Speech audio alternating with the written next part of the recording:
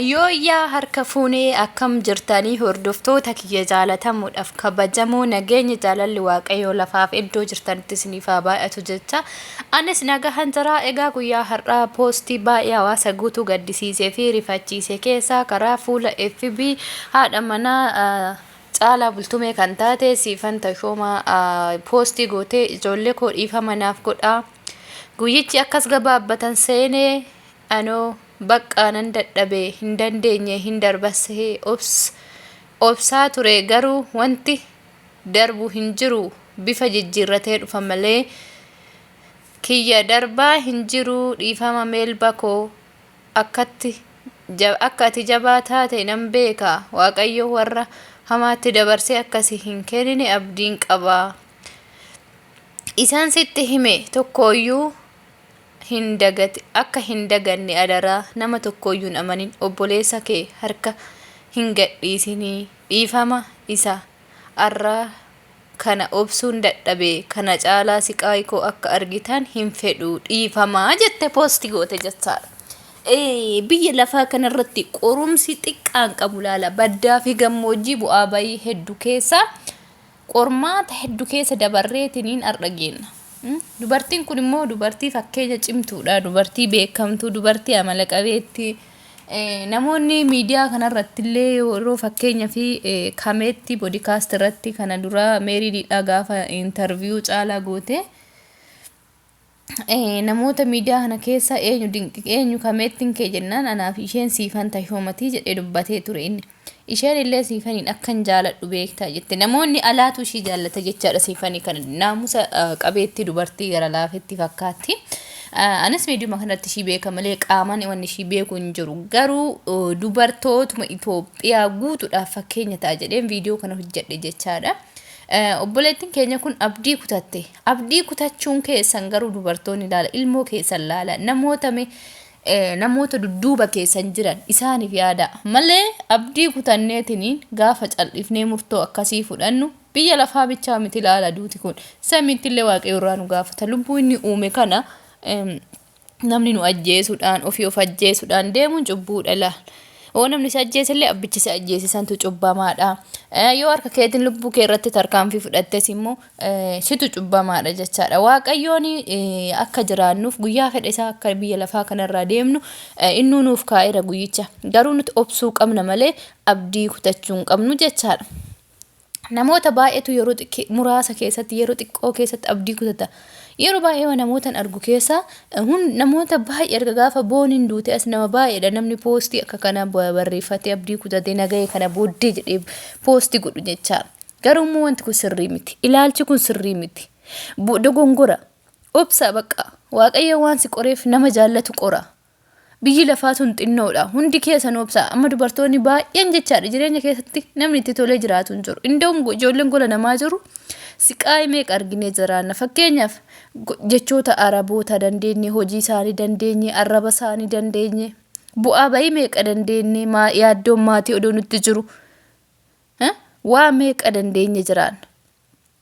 Garuu isin warri biyya keessaa kun jechaadha. Warri biyya keessas ta'e warri biyya namaa jirtu walumaa gala dubartoota gorsi kun isin laallata. Abdiin kutina.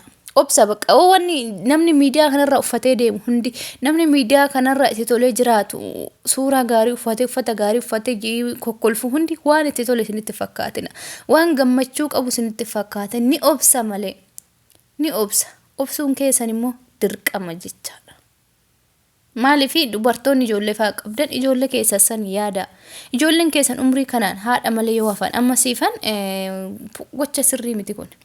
Murtoon isheen fudhatte kun murtoo sirrii miti. Dogongora cimaa obsuu qabdi turte ijoollee ishee san laalte. Yoo hin taane illee abbaa manaa faana illee wal dhabdee walii galtee mana keessa hin jiru yoo ta'e illee bakka kara nagaati wal dhiisanii ijoollee ishee haa guddifattu ijoollee qixxee gargaaranii guddisuudha malee abdii kutachuu miti jechaadha. Jireenyi kanuma bichaa irratti har'a si qoramteedhaaf, har'a sitti ulfaateedhaaf, har'a dadhabdeedhaaf, har'a bu'aa bayii hedduu keessa deemteedhaaf jireenyi kee dhume yookiin asirratti dhaabbata jechuu miti.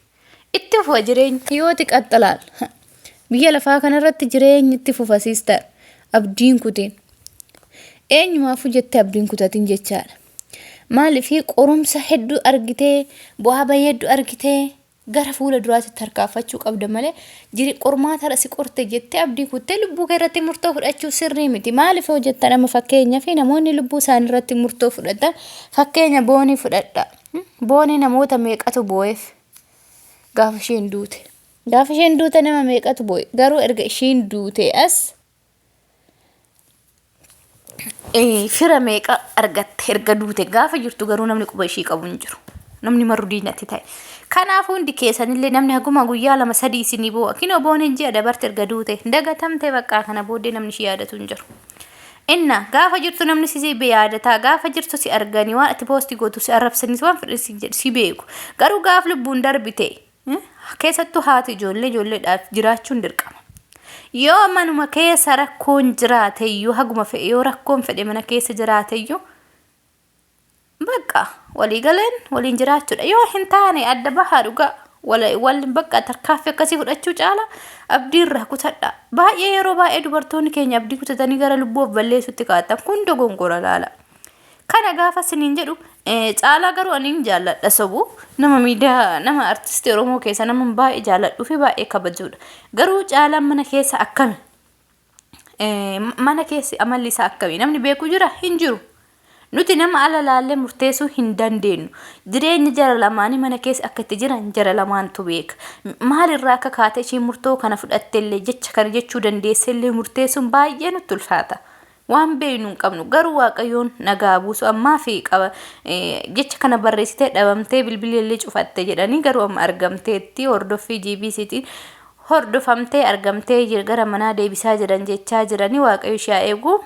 Obboleettii kana namoonni itti dhiyaatanii namoonni biyya keessa jirtanii gorsaa dhugaa itti dhaqaatii gorsaa yoo walii galtee mana abbaa manaatirrallee rakkoon jiru ta'e isallee gorsaa ukasirra ta'e yaa isarra oo ta'ellee immoo waldi isaanii jarrachuu ijoollee isaanii qixxee guddifachuu danda'u malee ganamas galgalas wal caqacaqaa yoo jiraate wal saqaayyaa yoo jiraate daa'imman tunillee hammeenya horattee guddatti akkasumas immoo hammeenya horattee guddatti akkasumas bakka abdii kutattanii wal ajjeesu wal burusu wal reebu yoo jiraate kun gaarii miti.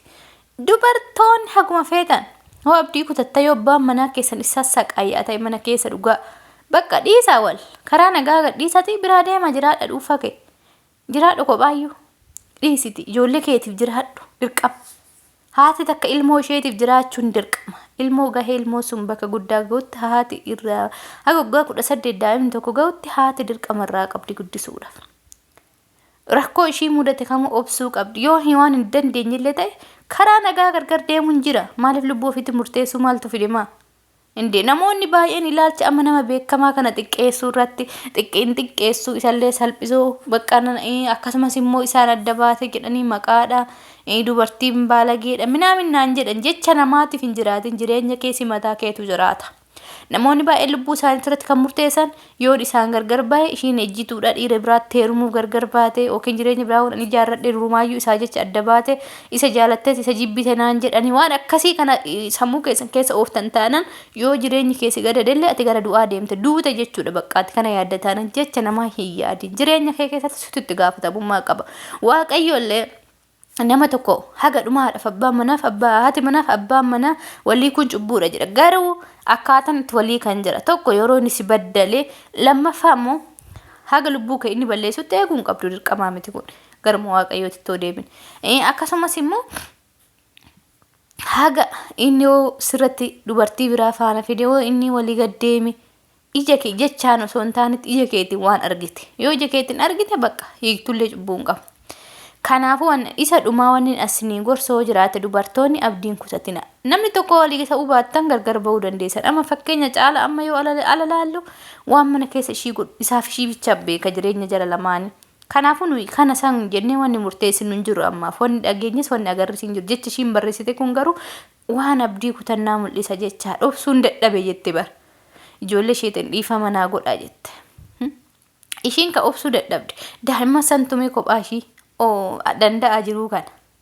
Kanaafuu dubartoonni ilmoo qabdan. Haadha keessaniif ilmoo keessaniif maatii keessanii cinqama dhugaa. Isaaniif jecha obsaa dabarsaa. Yoo ta'e waliin jiraadha yoo hin ta'inillee karaa nagaa adda bahaa jiraadha maaltu sin cinqe jecha namaaf hin cinqaminaa gurra namaaf hin dhiphatinaa. Lubbuu keessanirra murteessuudhaaf karoora hin qabatina bakka. inni kun dogongora dubartoonni baay'een abdii kutatte hunduu of ajjeesutti fiigu amma boleettiin keenya kun of ajjeesuuf bilbila ishee cufattee baduun ishii kun namoota hordofee qabamte malee hordoftee amma gara manaa galchan gara manaas galtu garuu dubartiin tun bakka seexanni manaa ishii abdii ishii kutachiiseera gorsaan gadi qabaate gorsa cimaa kennaa fi dhugaa namoonni naannoo san jirtan maaliif biyyi lafaatuun qorumsa hedduu qabdi obsuun immoo dirqama obsaniin darban yoo walii galan itti fufanii yoo dideemmoo garuma gara jiraatanii ijoollee kana jidduutti guddifachuu ni danda'u malee murtoo isa dhumaa murtoo lubbuu ofii irratti fudhachuun dogongora keenya akka ta'e isinitti hima jechuudha shamarran keenya obsaan nu caqasa haga dhumaa viidiyoo kana sheer waliif godhaa kanuma siniin jedha yaada biraa hin qabu waan dhaggeeffattaniif illee galatooma viidiyoo kana sheer godhaati wal qaqqabsiisa abdiin kutatina abdii kutachuun dogongora keenya abdii kutachuun dadhabbina keenya mul'isa malee jajjabina keenya hin mul'isu jechaadha hundi keessanuu shamarran baay'anii anis akkana nuuf godha anis karaa boonii sanan akkana ta'a karaa social media waa baay'ee argaa ture taazabeetuman qoyi namoonni kun maa akkana ta'e amma booniin odoo gaafa san nama akka abdii toru argite nama gaafa san ishii akka hordofee ishii lubbuu ishii baraaruu danda'u argite tarii hafuu dandeessi ture laala akkuma masiifan uummanni birmatee fi lubbuu ishii oolchee jechaadha galatni haa ta'u warri galatooma dhugaarri barbaadanii duuka fiidanii lubbuu ishii waan akkasiitirra waan gadhee kanarra ishii oolchitan garuu ammallee ishiin gorsa cimaa ishii barbaachisa nama gadi qabee ishii gorshu ishii barbaachisa maaliif hoo jenne namni abdii kutatee murtoo akkanaa jedhe manatti illee hin dhiisu mana galeedhaaf kanaafuu adaraa keessan warri naannoo san jirtan bira dhaqaa gorsaa itti dhiyaadhaa jajjabeessaa gaafa duune dungoo ibsinee walii ba'uun hiika hin qabu dungoo ol qabannee ayi jennee hidhii xuuxuun hiika hin qabu lubbuu tana guyyaa rabbi jedhi ishiin hin baate kanaafuu abdiin kutina abdii biyya lafaa tana immoo maal ishiidhaaf cinqamtan yoo obsitanii dabarsitan maal ta'a jireenya kamiidhaaf karoora biyya lafaa isa kamiidhaaf cinqamtu hundi keenya du'arraan oollu garuu obsa yoo isinitti cimellee wanta isin dhibbisisan irraa adda bahaa jiraadha malee murtoo akkasii fudhatina shamarruma hunda ilaallata dhimmichi anarra viidiyoo kun hojjadhe hunda keessatti of laala ani maali jedhe ciao